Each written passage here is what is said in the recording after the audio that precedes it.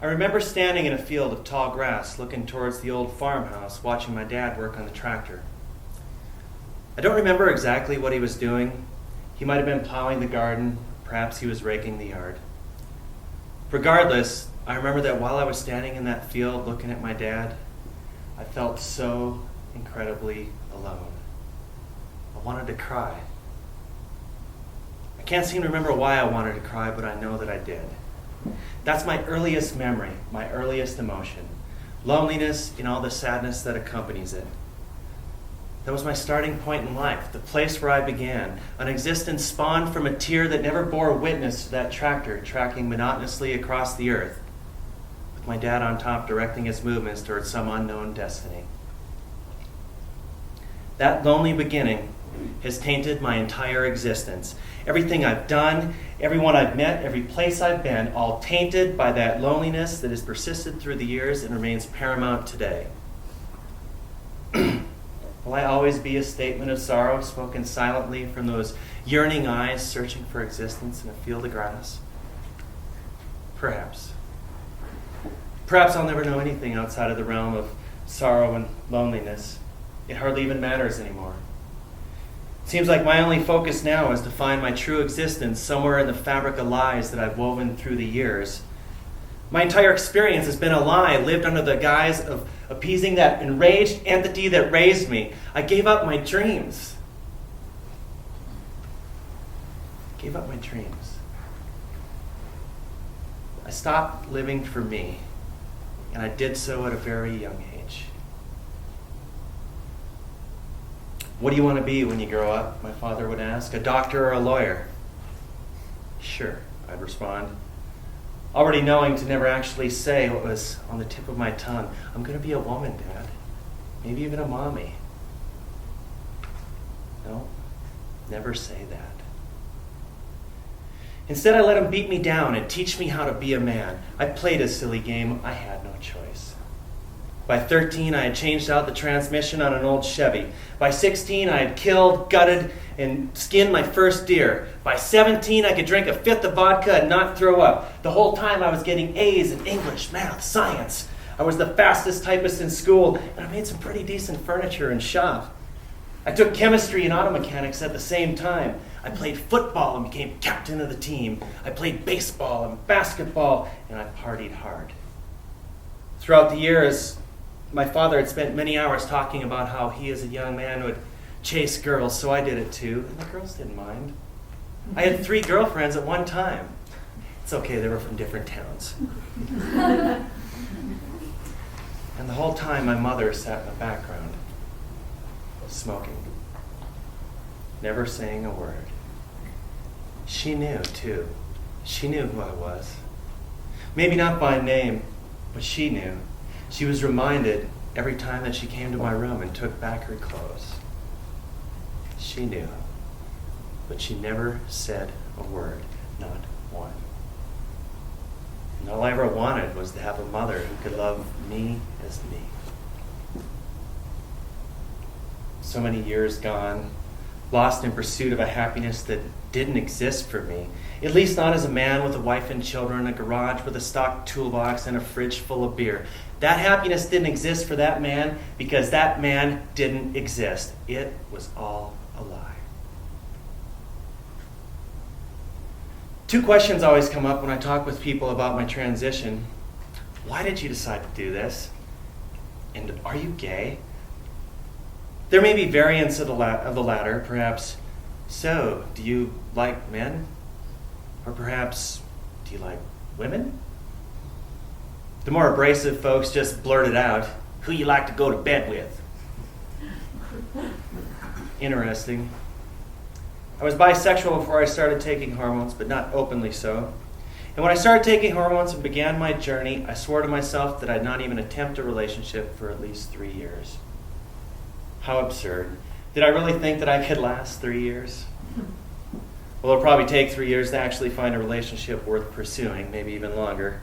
But to answer the question, I'm still bisexual.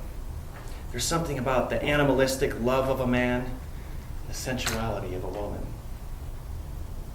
both of which are appealing to me. My problem isn't really who will I go to bed with? It's more like, who will go to bed with me? Does that sound too desperate? Let's see. Gay man like men, and I'm not considered one, regardless of which parts I maintain. Straight man like women, and I'm not considered one because of the parts that I maintain. Lesbians like women, and I'm not considered one for reasons just stated. And the same argument applies to straight women.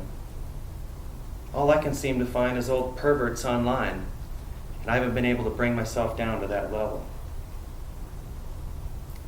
As far as why I decided to do this, to transition, to become a woman, honestly, I have to say that in light of what I've faced, the loss of friends and family, the public persecution every time I attempt to engage in common activities such as shopping, I have to agree with them.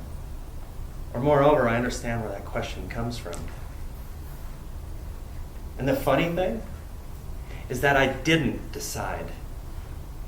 I had no choice. The choice, as people so often put it, wasn't really a choice at all, unless you consider life a choice over death. And if that's the case, then I did decide. I chose to live. I chose to live as me, and that meant expressing my womanhood, regardless of the societal pressures trying to persuade me to do otherwise. The other day, my best friend and I were walking through Albertsons. We had stopped to get a few things, and during our passage through the dairy section, I noticed that she was getting increasingly frustrated. "What's wrong?" I asked. "Oh, nothing, just gonna bite some heads off," she responded, while pretending to bite the head off of something small but evilly delectable. "Why?" I asked. "Oh, just all the staring."